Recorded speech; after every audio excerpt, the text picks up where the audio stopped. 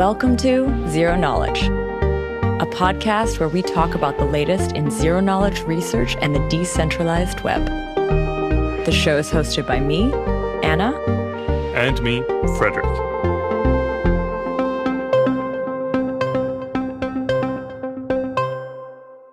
In this week's episode, I speak with the co-founders of NuID, a zero-knowledge authentication solution. We explore the use case of password management using zkps and how this relates to identity. But before we start in, I want to say thank you to this week's sponsor, Aleo. Aleo is the first platform for fully private applications. It uses blockchain and zero-knowledge cryptography to deliver a web experience that is both personal and private. With Aleo, developers can write private applications without a background in blockchains or any expertise in cryptography. The world-class team of cryptographers, engineers, and designers at Aleo have released Developer Preview 1, an early peek at what the future of the web can look like. The release introduces a new programming language called Leo, a new community-driven package manager for Leo, and a new development environment, or IDE, called Aleo Studio.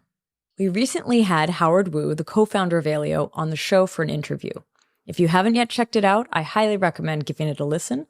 I'll provide a link to the podcast and the developer preview in the show notes so you can learn more about Aleo and start contributing today. So thank you again, Aleo. Now here is my interview with the guys from NuID.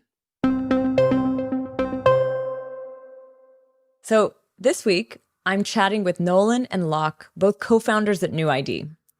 NuID is a zero-knowledge authentication solution. Think zkps for password management. Welcome to the show, Locke and Nolan. Thanks, Hannah. Yeah, it's great to be here. Excited to talk about zkps and some of the exciting applications that we're working on. Yeah, thanks for having us. Let's find out a little bit about the two of you. How did you get started and why the authentication space? If you can describe what kind of got you curious about this, I think it would be interesting.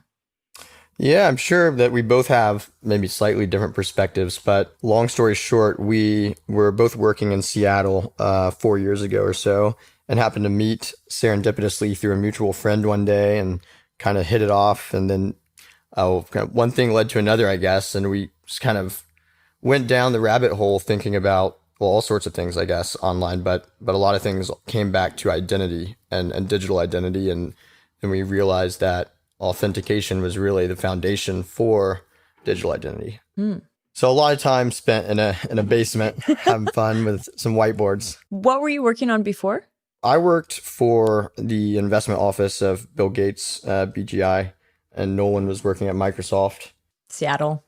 Makes sense. Yeah, in Seattle. Yeah, right. Yeah. Right. And I had actually been following and involved in the cryptocurrency space for a while. So was very familiar with certain applications there, and kind of blockchain entered the space, stumbled across zero-knowledge proofs, and I think, I don't know, it just kind of all happened in a bit of a whirlwind of a year of hanging out outside of work. Cool. Would you say that's fair? Oh yeah, no, yeah, that's about it for sure. Nolan, so you were working at Microsoft before. What kind of stuff were you working on there? I had joined the sort of newly formed hub for their data science operations. And so they had just recently sort of centralized their data science efforts. And I joined that kind of push for that stuff. And so I was doing sort of data intensive things, I guess, is what they described it as. Cool. So you left Microsoft, and Locke, you left what you were doing at that moment, and you jumped into founding this project or starting this project. How did that start? I'd say that the straw that kind of broke the camel's back in terms of us going all in was probably a conversation that we had with Professor Matthew Franklin. He's a professor of cryptography at UC Davis, and we kind of randomly got plugged in with him, and it wasn't but maybe a week or two following that it was I don't know, late Sunday night. We were in what we called the cave, which was basically the basement in the house I was living in. And it was we need to go all in on this. So that was kind of the moment that it really made a lot of sense. And then within the next few weeks, we had kind of jumped ship to do this full time. Cool. And you said you were sort of interested in blockchain stuff at the time, but like what years are we talking? 2017, 2016, like hype extraordinaire. Yeah, it was kind of a little right before. I think is really it was certainly along with we kind of like rode the whole NuID and cave phase right into like the center, the heart of the hype, wave, Totally. and that it was kind of a funny thing to enter almost immediately right after doing this. So, going into Zeroknowledge and Web3 and identity, this whole push. So, yeah.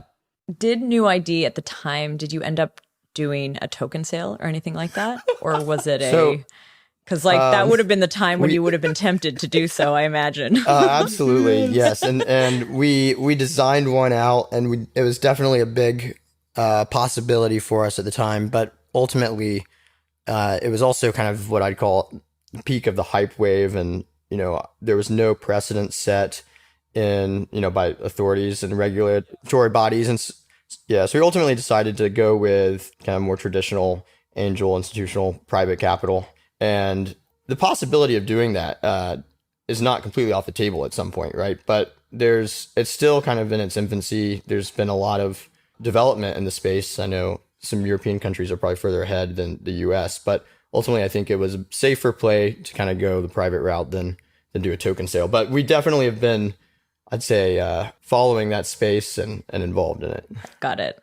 Yeah, that I would say that's Locke. That is definitely Locke's answer. I think that roughly reflects how I would be thinking about it too. But I think that especially in the 2017 and the hype wave, it was so detectably a can of worms from so far away that I'm surprised that as many people did it as they did, frankly. Totally. But yeah, I agree that like over time, I think there will be more precedent set and a better foundation for that to actually go through.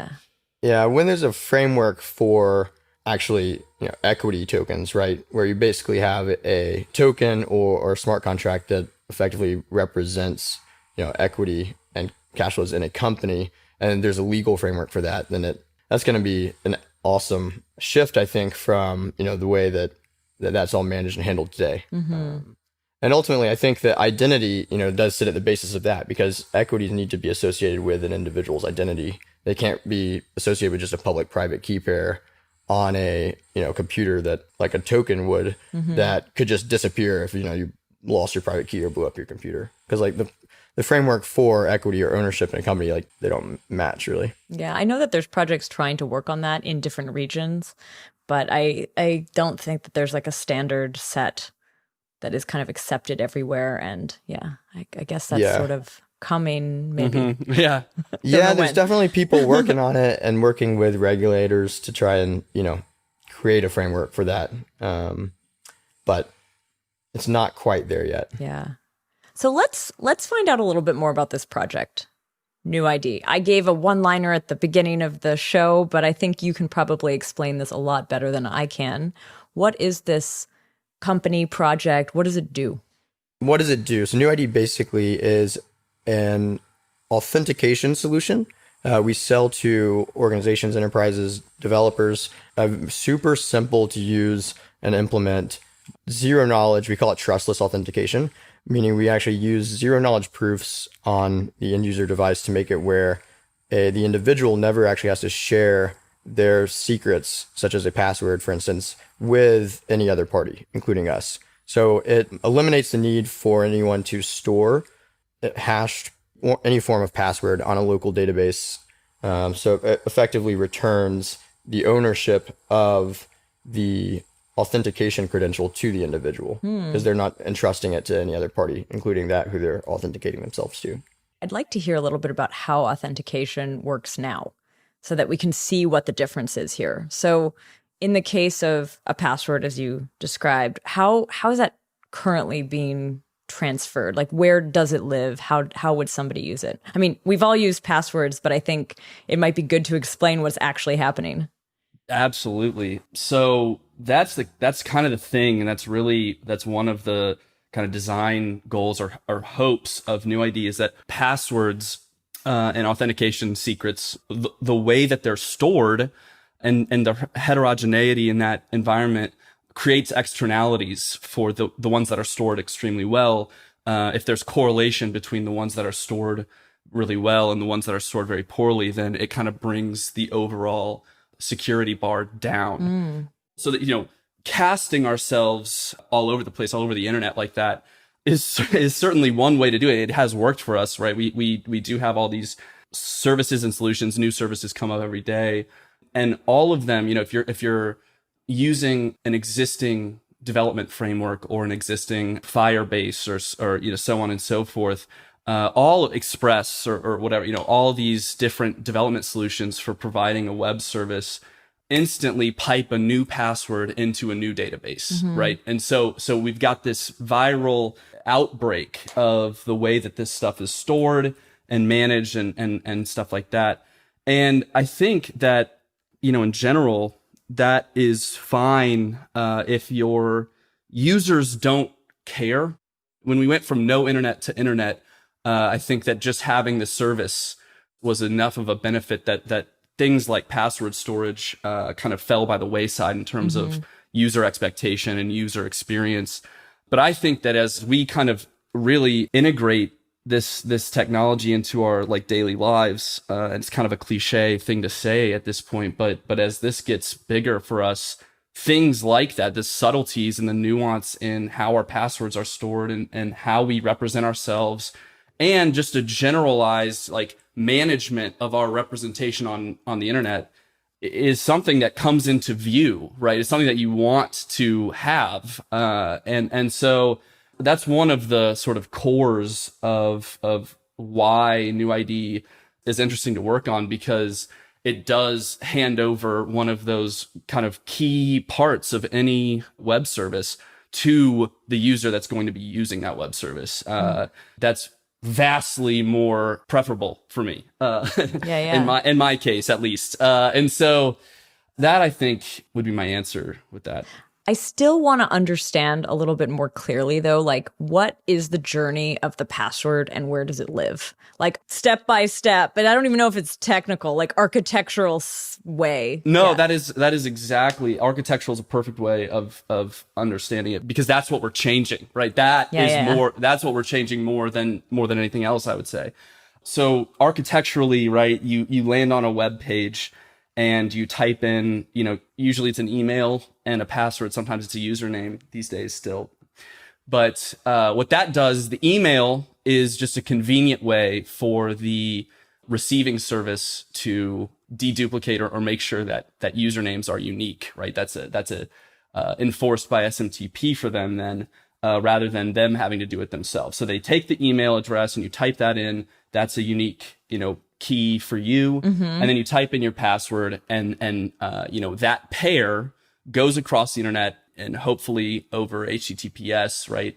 And typically in plain text, right? Typically there is no client side hashing done on that password. And sometimes there might be, nuance there. But typically what you see is that when a service is using HTTPS, they're happy to send that tuple, the email address and the password across the internet.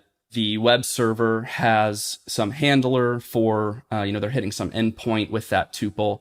And there's usually some sort of middleware that says, hey, is this password? So we'll look up this record by its email address.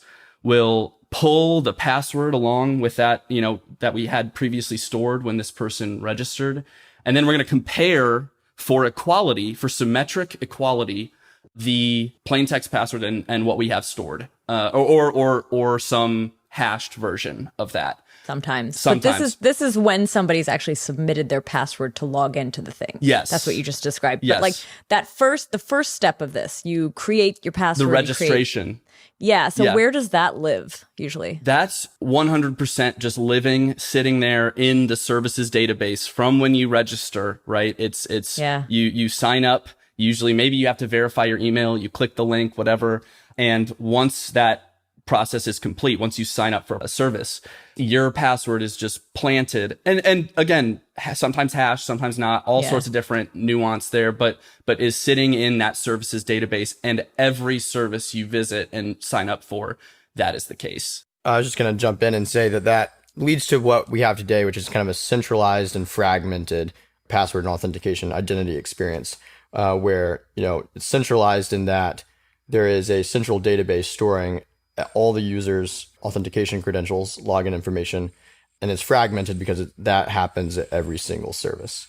Mm-hmm. And one other thing I'll say too is that to the registration process and login process that Nolan just described, a lot of what we've seen in the last couple of years is that even companies that may be hashing passwords and storing the hash, which does have its security benefits compared to the plain text. But we've seen where log files have the plain text passwords stored. We've seen that with a number of companies and breaches in the recent history. And not just small companies either. We've seen that happen. Well, we've heard about some of those. Yeah. Yes. But I'm wondering, on the side, it's on the side of this database, do they also encrypt that? They must put up protections. Sometimes. Hopefully. It's just shocking. Don't know. Yeah, it's shocking how there's not really a well adopted, just simple standard or solution that people use. There's all sorts of workflows set up, and it's kind of scary to see actually how many of them aren't secure. But yeah, there's definitely all sorts of firewalls and database hardening and methods that people try to employ to stay ahead of potential breaches and whatnot. So I think I follow what you've just set up. So you're sending password email across hopefully secure network. It arrives, it's placed in a database, potentially made secure by some sort of further protection. By tremendous effort. Yeah. But we've heard about so many of these breaches. And then Nolan, you were describing that second step, which is to unlock that, to basically log into the service, you again send the same thing. Yep. And it gets matched and checked. Yep. So that's how it works today for the most part. And I think everyone can appreciate this idea of fragmented. How did you say it? It was centralized and fragmented. It's centralized and fragmented. I think that's that's a good way to put it, where we have tons of these passwords, we change them, we all of this, and yet we don't know exactly how it's being managed. They might be being managed differently, but always by these centralized bodies. Yep. An individual's putting their trust also in each of these services they interact with to, store and secure that data. And it's a constant process to secure it, right? I mean, it's staying up to date, maintaining your systems, and staying a step ahead, I guess, of, an attacker. Now, what is the idea that you bring to the table? You described it before, but in this context where usually you'd be sending these pairs over, right? What does system look like instead with NuID? So I think that the simplest way, over the course of NuID's history, I think that I've come to think that the most succinct way of describing the fundamental difference that we're kind of bringing to the table here is making every single authentication modality asymmetric. And so, we were talking about passwords, right? And regardless of whether they're hashing or not, the authenticating server is testing two pieces of data for symmetric equality. Are these the exact same thing? And that is what we've changed. That's the only thing. And using zero-knowledge proofs, kind of a direct application of zero-knowledge proofs to make even the process of proving knowledge of a password, making that process asymmetric as well, right? And so there's a bunch of other kind of niceties of the, various zero-knowledge protocols, but the fundamental difference is really that we've made any way you've chosen to authenticate yourself asymmetric, such that the authenticating server has some public non-sensitive piece of information that they can verify a one-time, time-bound sort of zero-knowledge proof against, rather than symmetric equality of those. When you say asymmetric, here you're saying that the server side, the company side that would hold these passwords, it doesn't have the information, but you yourself do. Right. You have the keys to prove something on your side, I guess. the server doesn't have the private sensitive piece at all. Right. Exactly. Okay. So exactly. And the idea too is you can think about it that today's paradigm is what we call the shared secret paradigm, where it's a contradiction in terms because you're sharing your secret when you're registering an account somewhere, right? Because you're giving them that password to store so that in the future they can use it to, prove that you're providing the same one. With the NuID solution, we're using zero knowledge proofs on the client side device to make it where the individual never has to actually share that secret with anyone. And it allows them to essentially prove knowledge of something, in this case, a secret or an authentication factor, without ever actually sharing that underlying knowledge with the party that's verifying it. I now want to hear like the zero knowledge proof itself. Where does the pieces of the ZKP live? So we know that there's a prover and verifier. We know, like we've covered it many, many times on the show, but now I'm trying to figure out which part is where. Right. So I'll talk about it in terms of prover and verifier, because I think that is a really clear kind of framing of it and will be common across any zero knowledge proof. And so in our case, the prover is obviously the person logging in, right? The person providing the password or whatever, authenticating themselves to do something. The verifier is always going to be the authenticating server. So in this, the service, whether it's, whatever company, the company side, like you said. Yeah. The prover yourself, the prover is like, you're going to first create that thing. And then the verifier needs to make sure that when you try to log on, that you're using the correct secret information. Right. Correct. And then there's a third kind of one easy way of thinking about it is that there's a third body in this setup that is the ledger, right? And the user can transact, both can independently transact with, impunity on this ledger within the scope of that network. And so that's a really important part because that is where the public reference is stored. And so both the prover and the verifier use that third body, which is the ledger, to kind of make sure that the root or the foundation or the anchor of that credential or that authentication secret, that asymmetric authentication secret, is authentic and has integrity as data. And that's why we use a ledger or a blockchain or anything like that, is so that those public parameters that the verifier references to make sure that the prover has proven the right knowledge or provided the correct secret, that needs to be robust. Public and correct. I guess.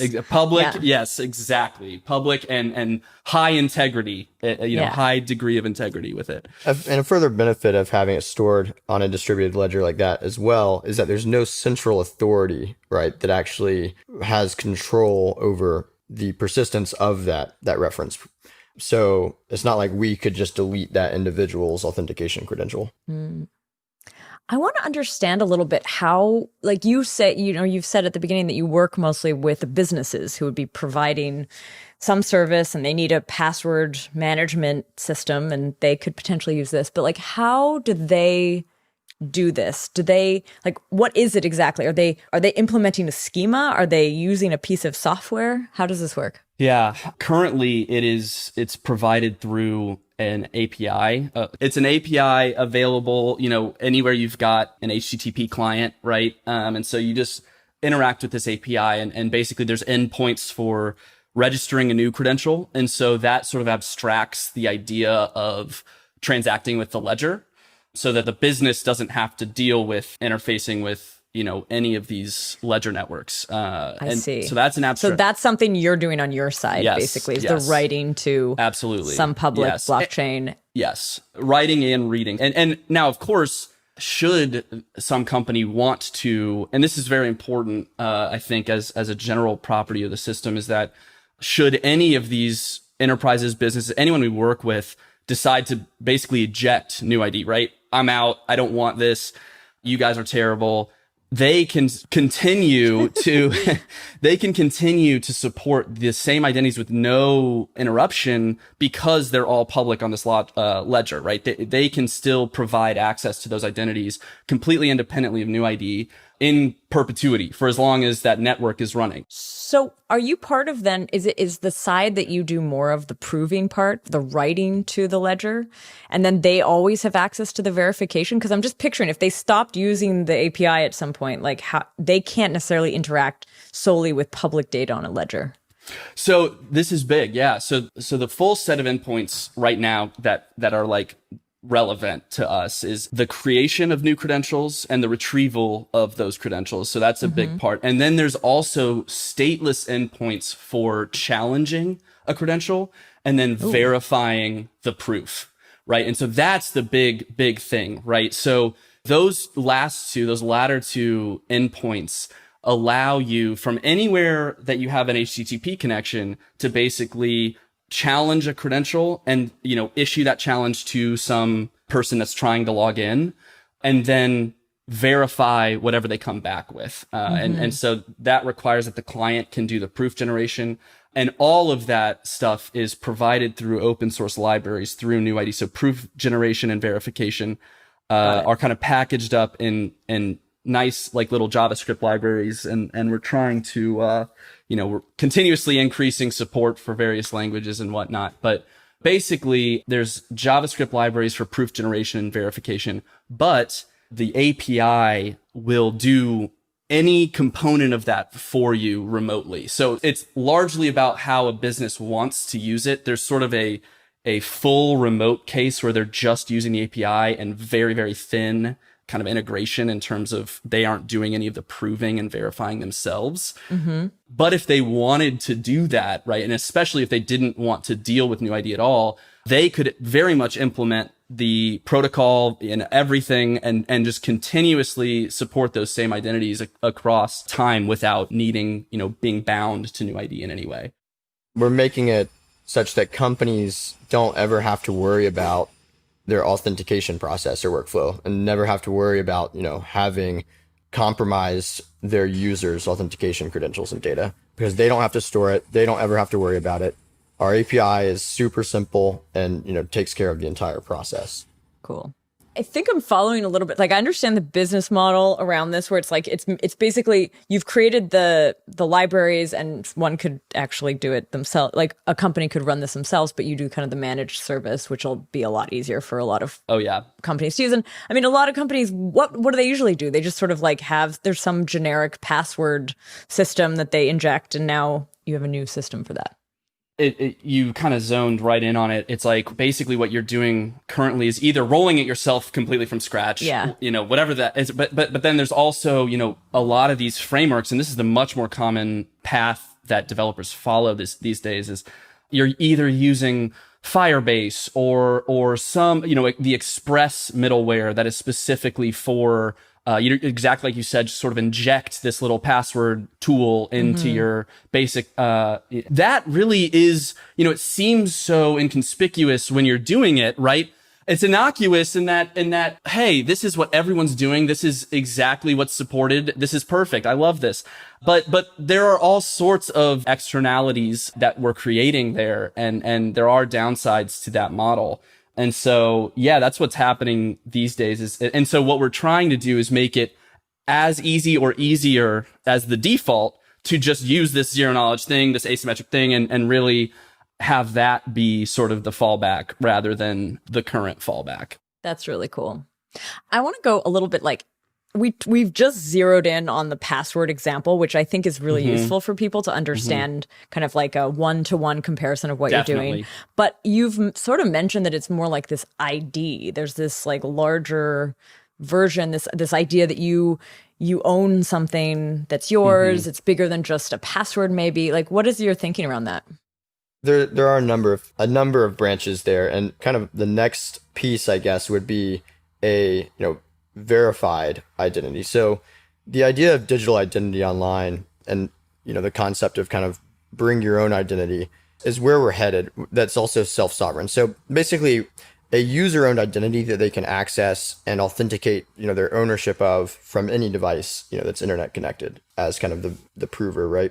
And as part of that, like imagine where, a company that's using NuID for authentication could, verify through today's kind of standard channels an individual's identity they could then create like this verified credential or attestation that is associated with that user's credentials, NuID credentials, right? So that then not only are their authentication credentials portable, but you can build a record of, a history of any sort of data, but particularly like a verification that person, is who they claim to be, and all these kind of appended pieces of data that then they can actually allow, another party, an organization to reference. So, imagine where instead of every company that wants to verify your identity having to do so, one can do it, give you this attestation, you go, authenticate yourself at another service, they could request and you could authenticate them access to see that identity verification. So like a portable KYC, really.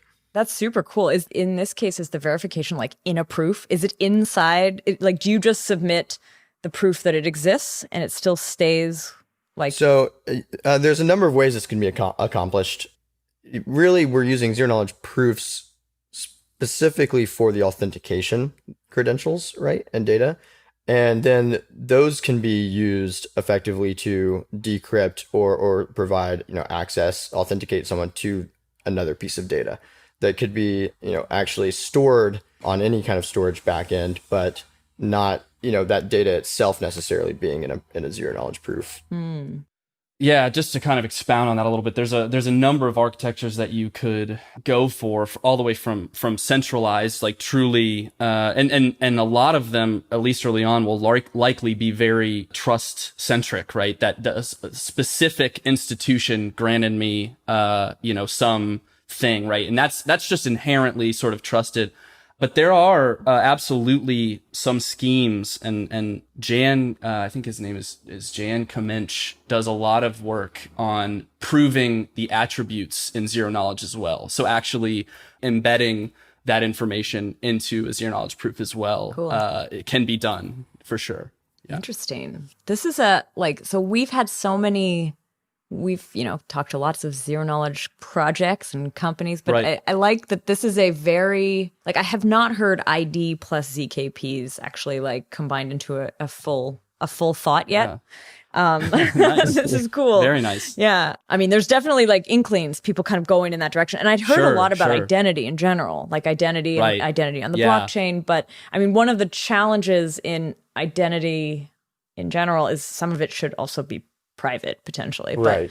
But right now it sounds like you're using the ZKP more as proof by holding certain things, but I guess you could also that history you describe, you need to have that within the ZKP itself if you're going to also keep that private. But right now it sounds like you still want to have it a little bit outside because of kind of where we're at. Well, there's ways where that actual data could be encrypted, right? Or fragmented and stored in any number of ways where it's private unless shared, right? And then the decryption keys could be actually your NuID credentials, that authentication data. But, we are kind of at this point now where we've built the authentication solution. Originally, we were thinking about digital identity, but ultimately you have to have a rock solid foundation for authentication to ever even have a, user-owned trusted digital identity, because if you can authenticate yourself as me, how can anyone ever trust that, identity representation? And so we're kind of moving to the point of figuring out how to do these, data storage and attribute storage type mechanisms on top of, our authentication solution. So it's something that's, definitely in its infancy, I'd say. You've got distributed identifiers, verifiable claims, people working on these kind of things. But ultimately, we think that user-owned authentication credentials need to be the basis for that if you're going to actually have it be ever truly user-owned and decentralized.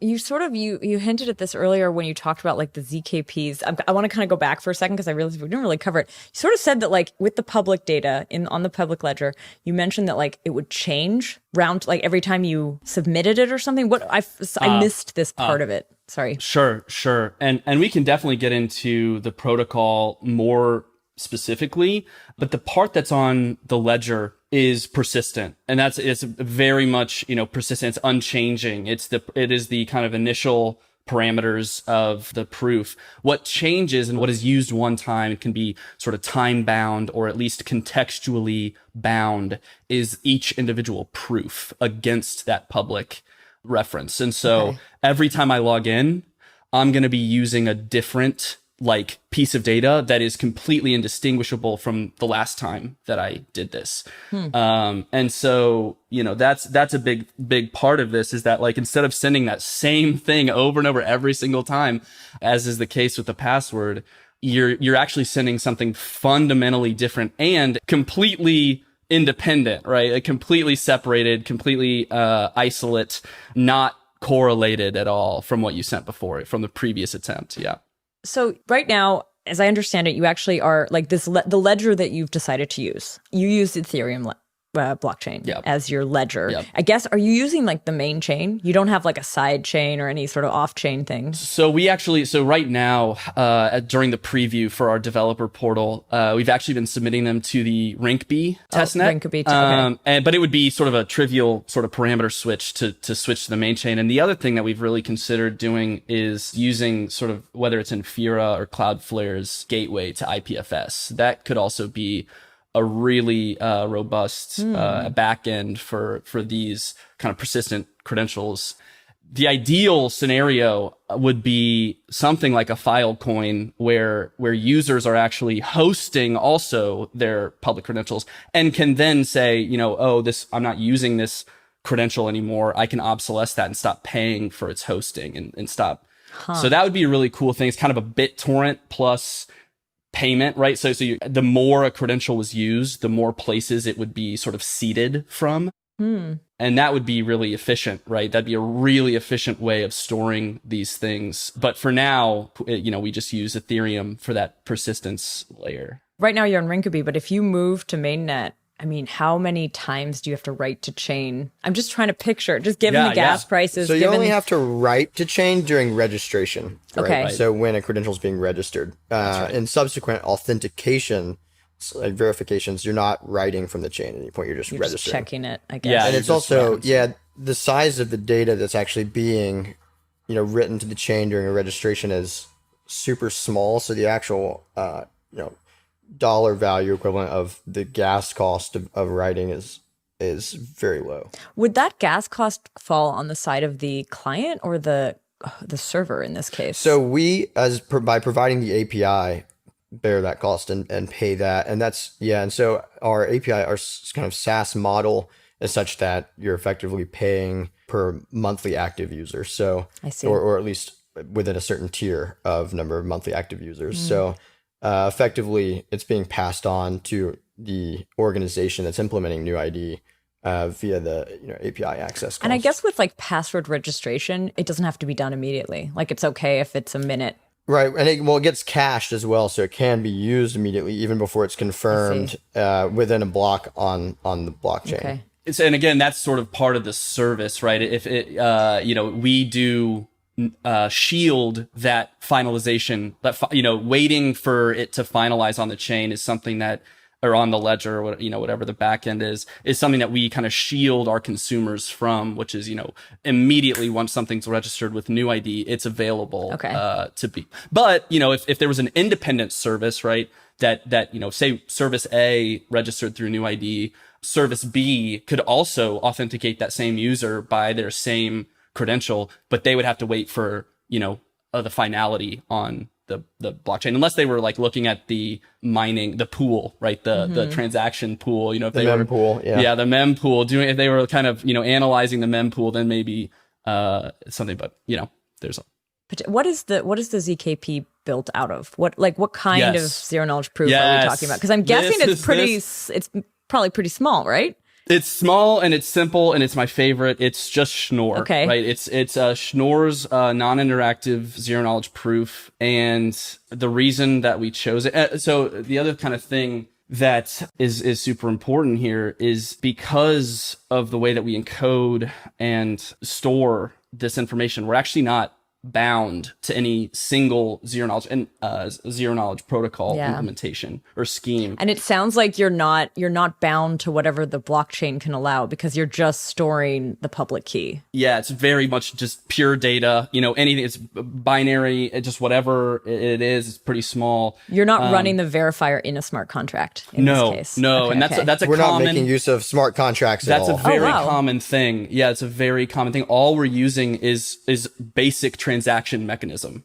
And so basic storage against Bitcoin could be used for this. It Yes. doesn't Wow. have to be Absolutely. a smart contract based chain. It's truly we're only using this distributed ledger for the persistence. storing the immutable persistence and redundancy of the actual public piece of the right. zero knowledge credential. Got it. Have you thought about actually like building more on the ledger side, like having a verifier on chain? Definitely. I think that for me, I know that the big thing there is that kind of smart contract verification and the actual implementation of, implementing these things securely and without the ability to kind of like bleed it of all of its money. It's like, I think that for me, up until at least very recently and only recently has it gotten a little bit more comfortable. Smart contracts are sort of a dark forest in terms of their their ability to be implemented correctly and securely, especially doing something like zero knowledge verification and stuff like that. And I know that that's largely what they're meant for. But we've avoided it to this point in favor of sort of, because the zero knowledge proof itself is sort of a trustless thing. Who is doing it is ultimately a lesser concern, I think. But I would like to see a smart contract verifier would be Be cool. You just used the term dark forest. This is the third way that we've heard it used. Yes. So it refers to the game, the ZK game. Okay, It refers right. to the mempool, and you just Right. used it to refer to smart contract development, which is fair. Right. right. It's very much a useful dark term in forest. this. Yeah, it's a very useful term in this space, I think. You work with businesses. So this is like your SaaS business working B2B. Are you like, what is it like explaining this to businesses? Like, do you go into the zero knowledge proof stuff, or do you just kind of go like more private or something? Yeah, it really varies, I'd say. So we launched our self-service, our developer portal just earlier this year, and we've seen a lot of uptake and people trying that out and gotten some really great feedback from folks. So there's like a free tier, right? Freemium model where we've been able to get it out there. And then on the kind of more enterprise, like top down selling side, it really kind of varies. I think some people tune in very much more to the vision and what it accomplishes, the kind of value prop. And then other folks, become interested because of the actual technology. They're in maybe the crypto space, and then they want to talk about, all the way down to every last detail. Mm-hmm. So there's a bit of variance there for sure. It varies broadly, and that has been probably my greatest challenge in terms of meeting everyone where they're at with it and really trying to land why they would do this and why we would spend time working on this and stuff like that. Sometimes that can be more difficult than it should be. Yeah. I mean, this podcast has existed for the last 3 years, Wow. I guess. Yeah. And I think Yeah, right around wow. now we're hitting 3 years. And trying to explain zero knowledge proofs. We have an episode where we did intro to zero knowledge proofs back in the day with the Waldo, Right. Where's Waldo case. Sure. But in your case, I think it's the architecture that's that's also the most exciting thing for the end user, for them to understand where things live. But I guess Yes. there is this sort of sense, because it's really hard for the average person to do the math, to really verify it themselves, they have to rely on other smart people who could do the math, who say, yes, it's really that way and it really does work this Right. way. And I think Right. that's the unfortunate thing, where it is mathematically sound, but the average person will not be able to look at the math and be like, oh yeah, Right. clearly. Right. There's no question about that. And that's actually one of the reasons that Schnorr was, I actually do think that Schnorr in particular is very well within range of, if not all users, certainly all developers. If I think developers can look at the implementation of Schnorr's non-interactive zero knowledge proof and actually come away with meaning. Whereas sometimes you see this notation in these white papers or Academic papers, yeah. Academic papers, you see, or if you go look at like Dan Bernstein's like code for, curve 25519, it's like, you're not going to be able to figure that out. But in a higher level language, I think Schnorr is very accessible. And I think that's one of the main reasons, another one of the main reasons, I guess, that it was chosen is that, I think a developer could go look and be like, that at least seems right. And then someone that's more involved could actually really, truly audit it and get something out of it. So, yeah. And to add to that a bit too, it's not like we're walking out in the street and telling everyone like, hey, we've got this great new authentication solution. And they're like, cool, like, how can I use it? And it's like, well, you can't because no one's like taking it, right? So right. The nice thing about being a B2B company with the authentication solution is that the end user doesn't actually, their experience logging in and authenticating with the service that uses NuID doesn't have to be any different than the experience they have today. And it's really just the company needs to be comfortable understanding that. And then we adopt, the end users into having NuID credentials inherently, but they don't need to take the time to go understand it unless they'd like to. I just thought of something. What happens if they lose the password though? If it's a ZKP, are they more screwed or what? They can reset. Oh, they can. They can reset their password. So this is the big thing about keeping the rough, for the data piece, right? For the attributes or the data that you're acquiring or amassing at these services. The important thing early on is to keep that such that the service can rotate against the credential, right? So in the case where I lose, it is a different kind of flow, but in the case where I lose or forget a password or whatnot, what a user ends up needing to do in order to, ends up doing as part of kind of rectifying this is just like they do now, they register a new credential, right? They just, a new credential appears on the chain or on the back end or what have you. And then the service basically rotates just as they would a password field in their database. They rotate the reference to that public data in their database. And in that way, user experience wise, it can be made to look absolutely identical to what, a forgot password flow today. Now the semantics are a little different behind the scenes, behind the login box, but in terms of the implementing service, the user will not see anything as a change there. This is where I actually expect a lot of zero knowledge proof systems to live. I think this is how I expect them to live. That they're in something and nobody really knows that they're in there, but they're doing something that's very efficient and potentially taking away some of the risk of these third parties holding data. Absolutely. In all sorts of levels, like all sorts of ways. I think you're right. I would agree with that entirely, especially early on, because right now we do not live in a time where everyone is key enabled, right? Not everyone is like, has a key in their hand that they can go and use at any of these services, a private key or a public private key pair. And because of that, I think you're right that like most of these zero knowledge proof systems and the ways that zero knowledge proofs will get applied in practice is going to be, at least at first, these sort of back end kind of invisible type applications. I totally agree. But it would be awesome if in the future, as users gain a more direct interface to cryptography, right? I think that could be a really cool thing, if users are able to apply cryptography themselves in a sane way, then we could have more surface level zero knowledge proof systems and applications. But I agree in general that until everyone's holding a key, then it'll be mostly on the back end. So what do you see as sort of like next steps for this just zero knowledge proof space? Like you kind of mentioned this idea of like maybe having a single zero knowledge proof guaranteed password verified. I know I just said that completely wrong, but it's all good.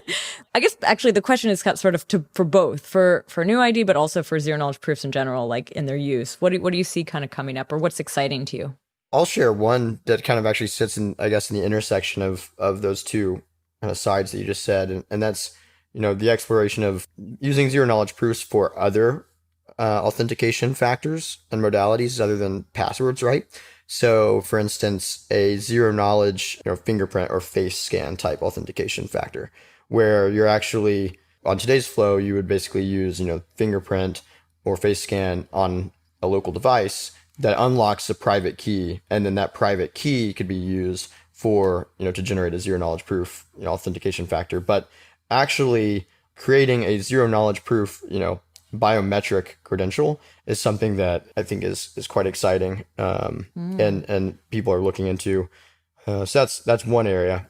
The thing is, you need, and maybe not, there's range proofs that are looking to maybe accomplish this, but other, methods where potentially you have an ordered, output from a credential that can be, repeatedly generated when successfully authenticated.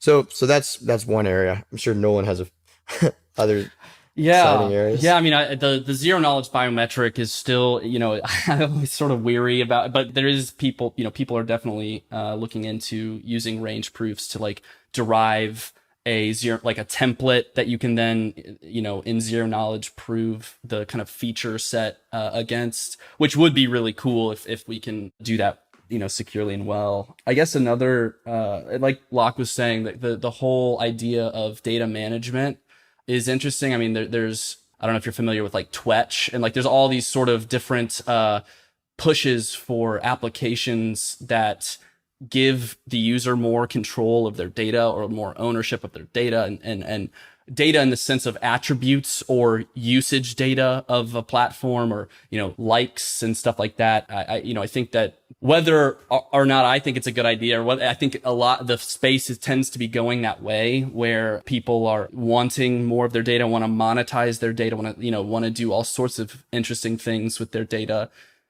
And so I know it's not zero knowledge proof specific or even NuID specific, but I could definitely see, it would be really cool if applications started giving you a more direct interface to their machine learning and like AI About you. Right. And so like, if I could go into Spotify and sort of work with the recommendation algorithm, right? That is something that I think would be really cool. I know it's not zero knowledge proof specific, but I think that the sim becomes sentient. Yes. It's Yeah. like it's breaking down the fifth wall. I don't know what that is called, you're dealing with you're dealing with the model, right? Directly. And you can kind of update the services model. And I do think that over time, in order to do that, in order to like have the kind of data sharing mechanisms in place to really get where we're going, there will be sort of zero knowledge proof systems, kind of like you were just saying, is like in the back end supporting sharing and manipulation of data over networks in the future. So I want to say thank you to both of you for coming on the show, sharing a little bit about NuID and having this conversation about kind of zero knowledge for authentication and zero knowledge for identity. Absolutely. Thanks for having us. Can't believe an hour just flew by. Appreciate it. Sorry about the jackhammer. Great timing. In the background. Yeah. Now it's gone, right? It actually has. Yeah, stopped. We'll see if it comes back. Too funny. Yeah. Anyway. Well, thanks, Anna. But this was great. Looking forward to thank you so much. It's been awesome. Thanks again. Yeah. And to our listeners, thanks for listening.